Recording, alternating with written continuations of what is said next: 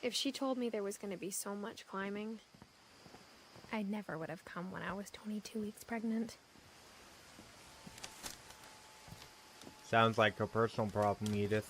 Oh, I can't walk on the glass, darn it. I never met Grandpa Sam, but I think he and my mom had a lot in common. Honey, I'm gonna barbecue. Get your meat ready. They were both pretty intense.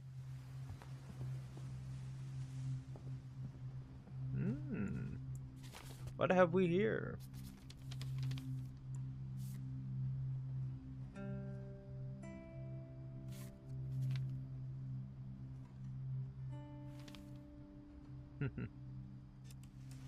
Dawn, I promise, you'll never forget this weekend. Yes, sir. These memories are gonna last a lifetime. Am I gonna have to shoot anything? It's a hunting trip, Dawn. Shooting is strongly encouraged.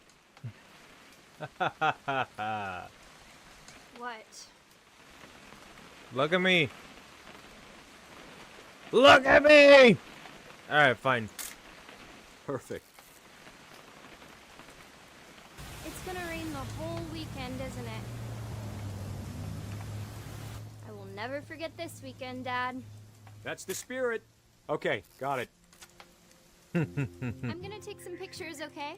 Just be careful. That camera's older than you are. Hold still while I take a picture of you. I definitely... Hey! That's a keeper. Nothing quite like being outside. I'm just saying, I'm not always gonna be here, Dawn. You'll need to remember this stuff, if you want to survive. I'll be fine, Dad. You know who else thought he was gonna be fine? Some guy who died. Dawn, I'm being serious. I know, Dad. You're always serious. Before you take the shot, let me get a picture of you.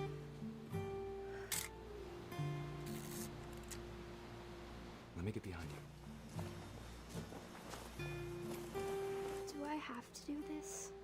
Dawn, you don't have to do anything. But if you want to survive, you'll need to be strong. Now keep yourself squared up, elbows down, like we practiced, whenever you're ready.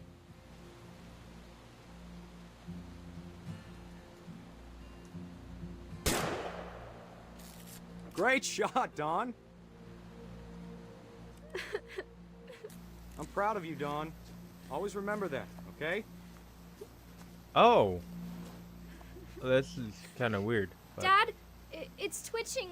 I think That's it's totally so... normal, Dawn. Just focus on the camera. Try not to think about... Dad! Of all these stories, that's the one I wish most that my mom had told me. Sam spent his life shooting photos, but Mom said he got nervous being in front of the camera.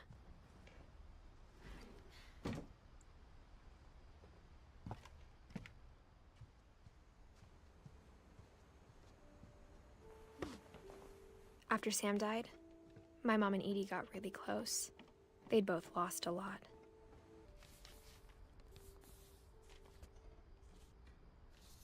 Dear Kay, do you remember the way Gregory used to laugh when he thought he was alone? Like something funny was happening, but only he could see it. He reminded me so much of Calvin. Lost in his imagination.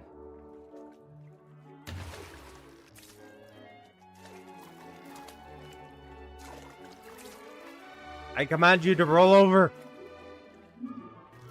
Whee! Sorry about that, Gregory. I know you did everything you could. Maybe if I hadn't called that night.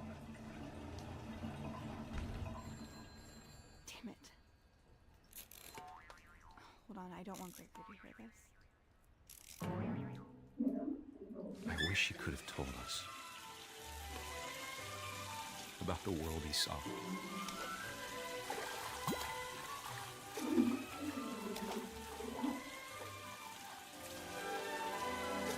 Hey, there's so much I don't understand about Gregory. About everything.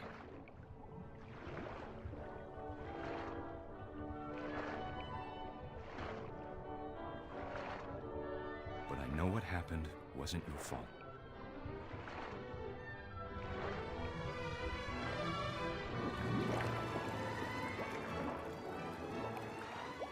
sure he's happy. And he'd want you to be happy too. Good luck, Kay. Love, Sam.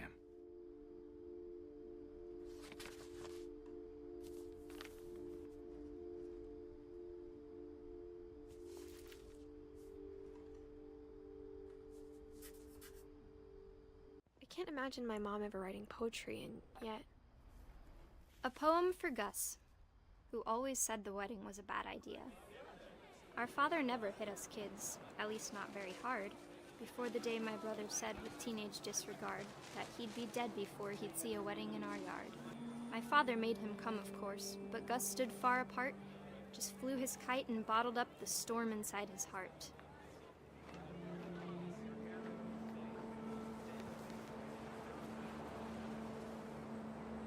I tried to talk him out of it, but though he'd never met her, we don't need a stepmom were the words that I Now we're remember. down to husband and wife. You may kiss the bride.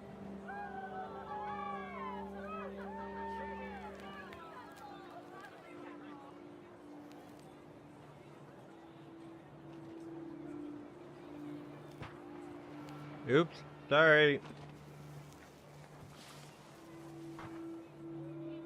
When the time for photos came, Dad ordered him to come here. But Gus declined and as a sign held up his middle finger. Fuck you, Dad. I do what I want, bitch. The wind picked up and panicked geese appeared and quickly went. But all the humans did that day was go inside the tent. The rain came down in buckets then, but no one seemed afraid that nature might destroy the tent our dad had crudely made.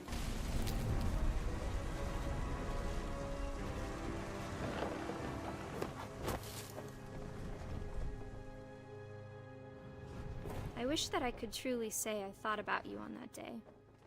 Out there on the beach alone, just you, the wind, the sea, and foam. But I didn't. Until we found you.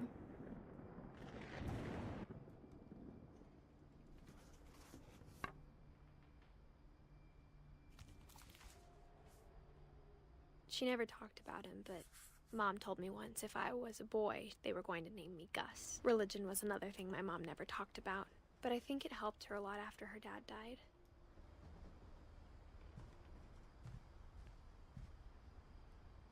She spent a summer building houses in Calcutta, where she met my dad, Sanjay.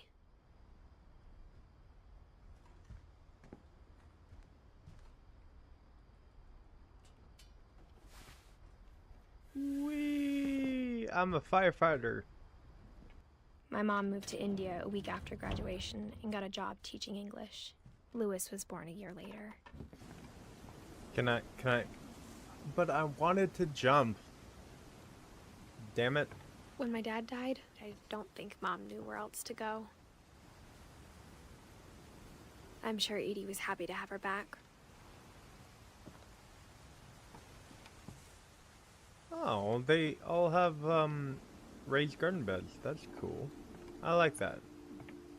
The house had to get a little bigger, but Edie was used to that. And for a while, things were good. Almost normal, but it didn't last. The beginning of the end was Milton's 10th birthday, when Edie gave him a castle. After Milton disappeared, the only thing he left behind was a room full of paintings.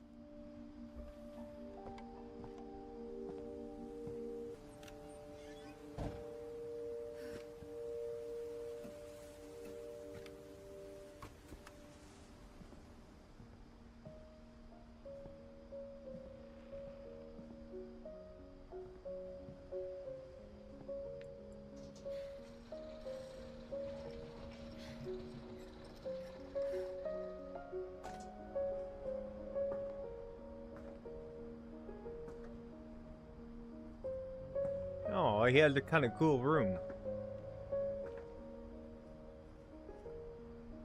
And a vivid imagination, I guess? Is that the early sketches of Minas Tirith? It's Minas Tirith, right? Am I going insane? Probably, but... Milton Finch in The Magic Paintbrush.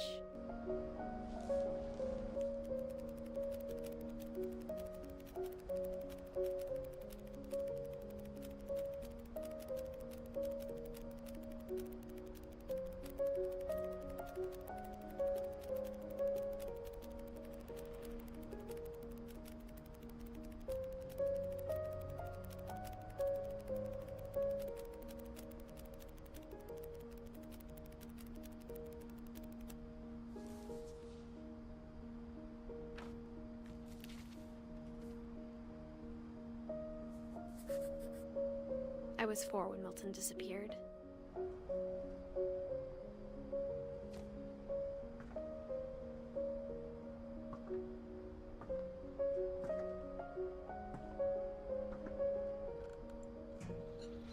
Mom spent months searching for my brother. Then she sealed the doors. Well, clearly he's in that door right there. Lewis's room smelled very, very familiar. That part of him lived on. Lewis and I spent a lot of time playing games together, but he was surprisingly bad at them. He died a lot. Oh, kind of like me.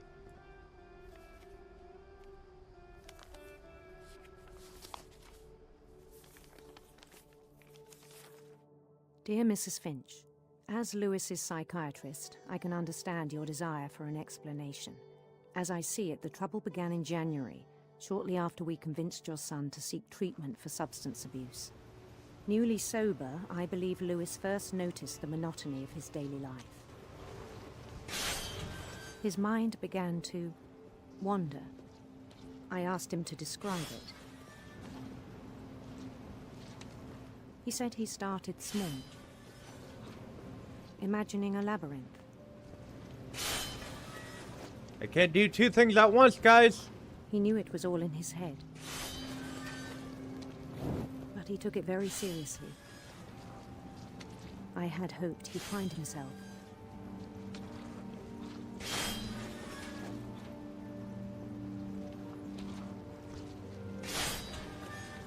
But he found something more.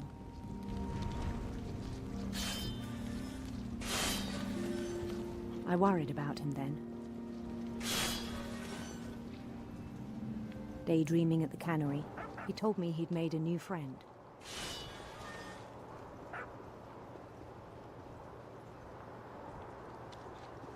On the edge of a city he named Lewis Topia. Lewis Topia. He built the city up slowly, brick by brick. Then he made musicians.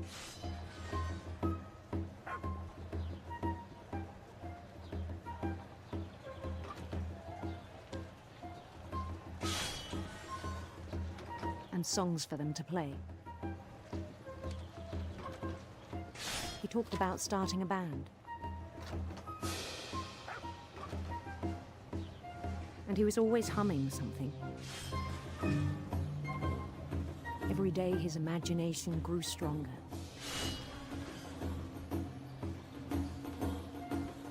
He no longer spoke at the cannery. But his chopping was as reliable as ever. Then one day it struck him.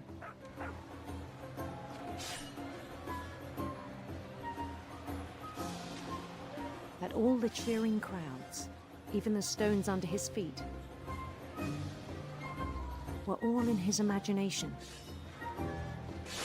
so he could do whatever he wished.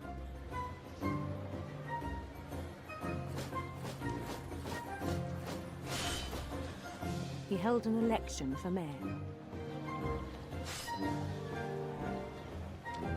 And he won. They begged him to stay, but his mind was already wandering.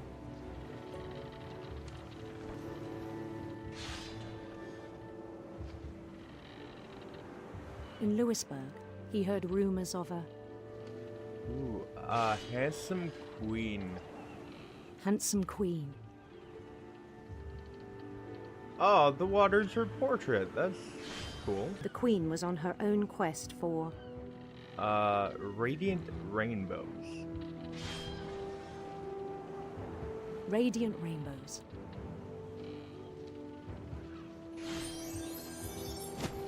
Wow, move over, rainbow.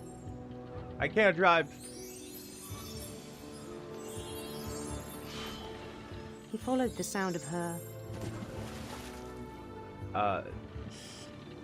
Electric sitar. Dude, electric sitar. sitar.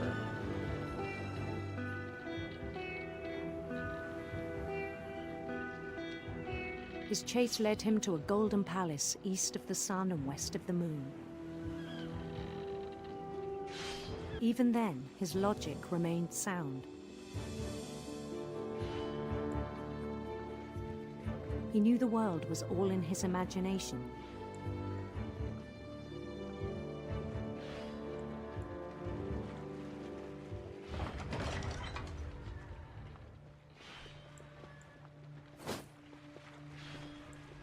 But he was so proud of having created it.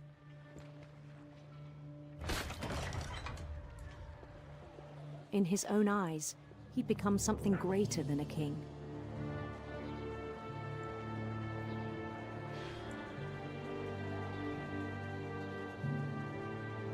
For someone who'd never known success in the real world, I think it was overwhelming. And then it struck him that the real Lewis was not the one chopping salmon, but the one climbing the steps of a golden palace.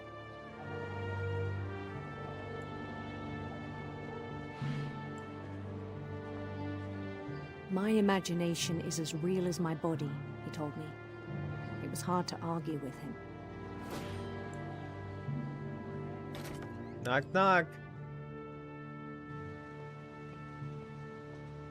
Well, this doesn't look like a castle at all. He began to forget the world we know.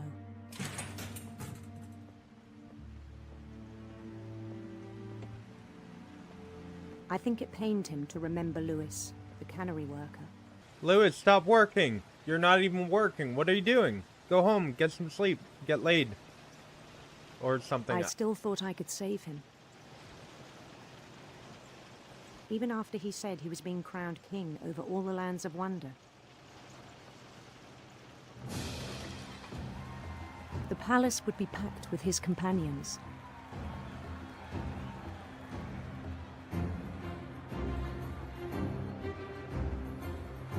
Hi, guys. Oh, you all look so cheery. Including the wise Calico who'd insisted on inviting him. Hey, how you doing? Oh, Molly. Aww.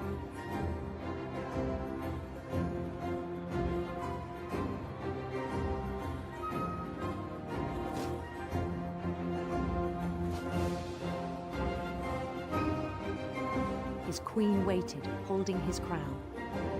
I'm coming, honey. I'm coming.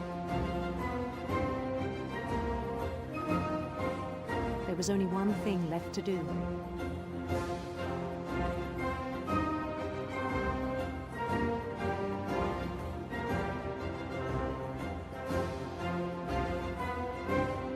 Bend down his head.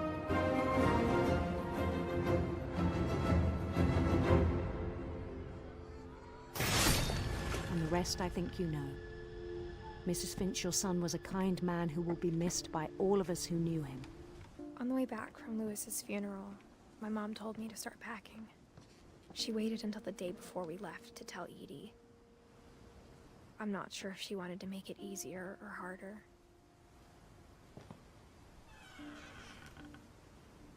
I wish we'd stayed. But I understand why we left.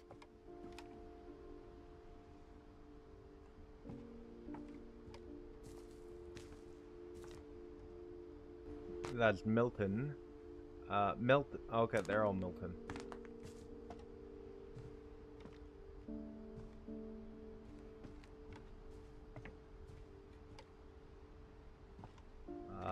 Mom ended up leaving everything behind.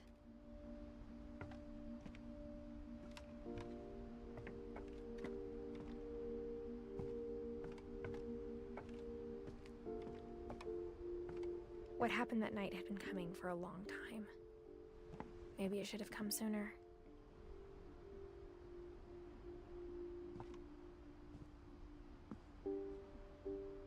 But it had to end one way or another. All that's left now was to tell you about that last night.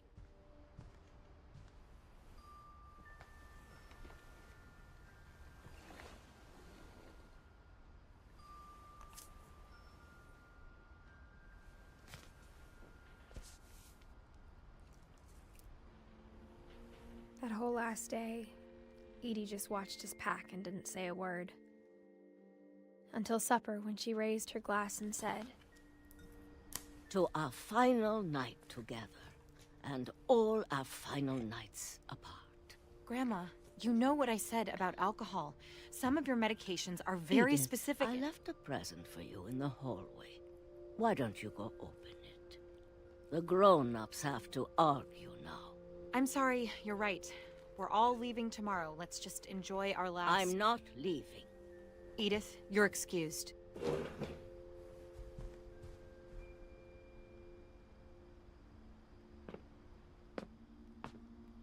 The power had been shut off that morning, but Edie always had plenty of candles.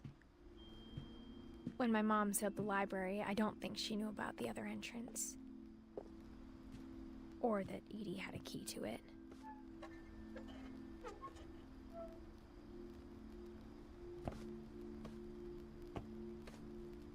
Oh, a secret entrance. Of course. Of course. That thing you're afraid of isn't going to end when you leave the house. Edith has a right to know these stories. My children are dead because of your stories. I think it's best if Edith and I leave tonight.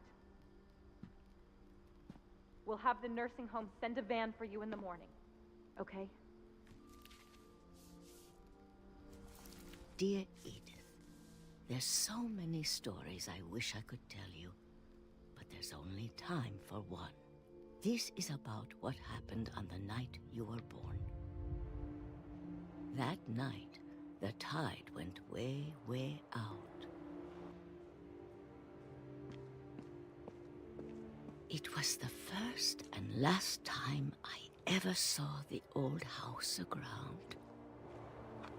There'd been an earthquake out in the middle of the ocean. They called it the lowest tide in 1,000 years. I mean, the tide's pretty low. Yeah, God, ask me. it smelled awful. You know, I've seen that house every day of my life.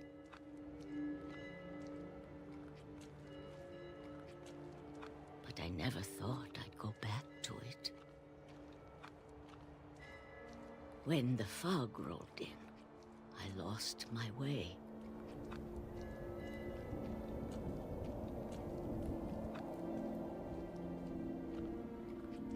I got turned around.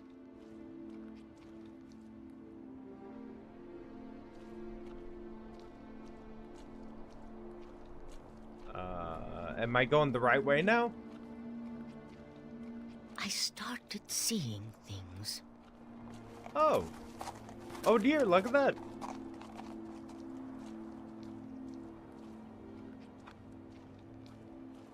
Things I'd forgotten had ever existed. Like happiness? But when I saw them, they felt like old friends. That night, a lot of things came back to me. Or maybe I came back to them. Dun dun dun.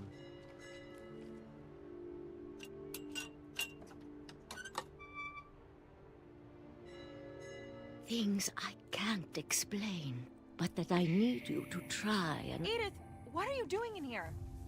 It's mine. Edith! Mom, you're gonna rip it! Let go! I kicked and screamed, but Mom dragged me to the car.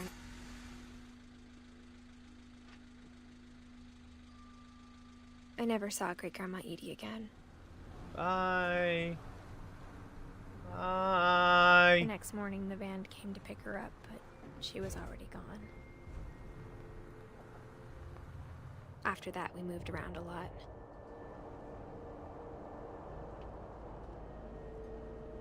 Wee. We both tried to make the best of it.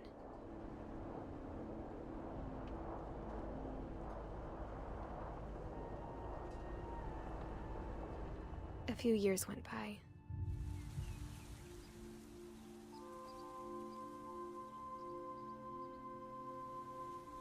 My mom didn't like to talk about it, but she started getting sick a lot. The rest happened pretty quickly. She got better for a while, and then she didn't. And then I was alone.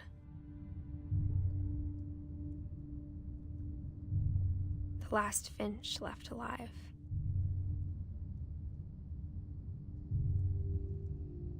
Until I found out about you. I'm still not sure what to tell you about all this. If we lived forever, maybe we'd have time to understand things. But as it is, I think the best we can do is try to open our eyes. And appreciate how strange and brief all of this is.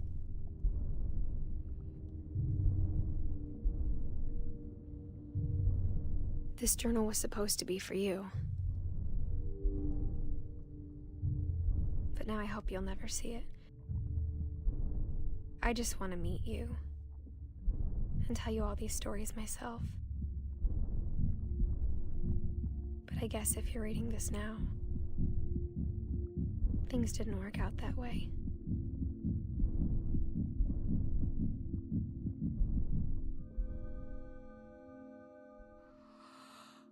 This is where your story begins. I'm sorry I won't be there to see it. It's a lot to ask, but I don't want you to be sad that I'm gone.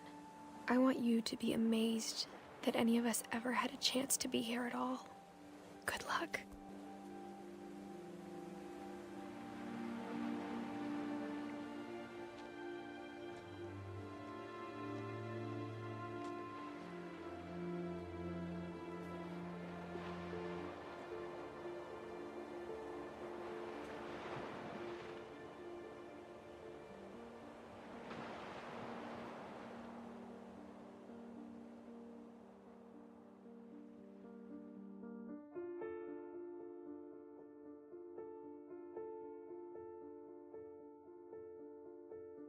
Oh.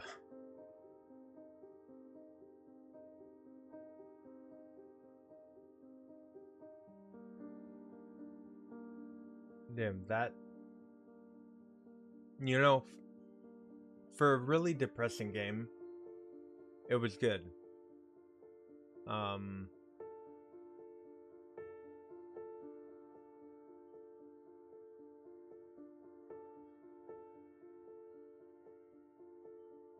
The most heartbreaking story, I think, was by far Gregory.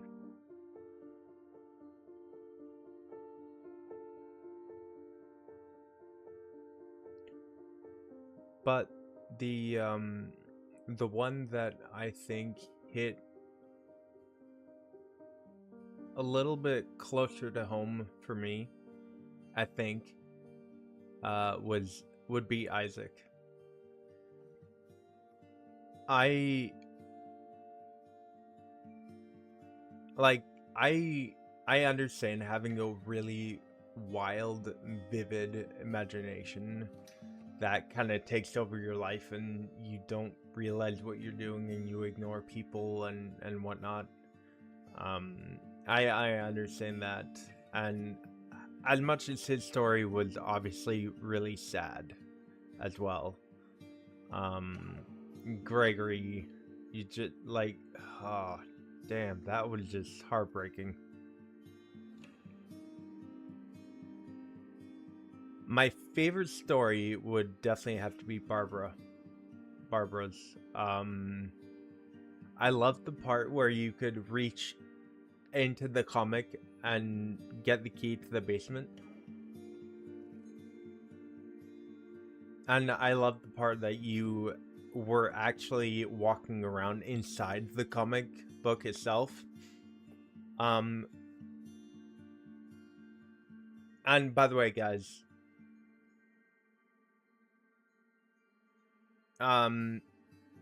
if you haven't played the game yet, which, I mean, I assume you have because this game's 9 years old by now. Oh, I love that. The little Lily, Molly, like, turning into cat and whatever. Like, I love that. But anyway, a little spoiler, which if you haven't played the game yet, I assume you have, but just in case, a little spoiler. When you walk down the stairs in the comic book, like when you're in the basement, the Halloween theme song is playing, and I had to cut that out obviously for copyright reasons, but that was really cool. I thoroughly enjoyed that. Anyway,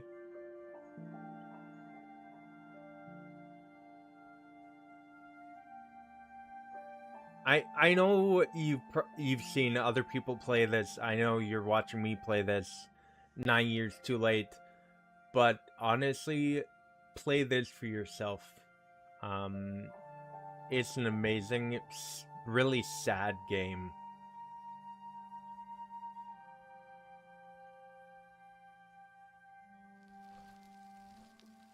The end. Oh, the fridge magnets. That I like that.